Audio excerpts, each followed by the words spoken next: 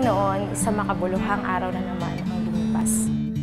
Maraming salamat po sa lakas na patuloy ninyong ibinibigay sa mga gurong tulad ko.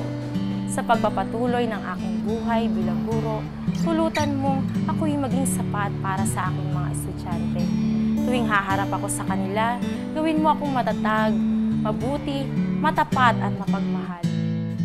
Tulutan mong ituro ko ang katotohanan lamang. Tulungan mo akong papag-alabin ang kanilang mga puso at isip hanggang sa labas ng silid-aralan. Hayaan mo dalhin nila ang mga leksyon sa paaralan sa kanilang buhay upang sila ay umasenso at lumigaya. Panginoon, hayaan mong dalhin ko ang aking mga estudyante sa iyong harapan at naway sa pamamagitan ko, turuan mo silang umibig sa iyo.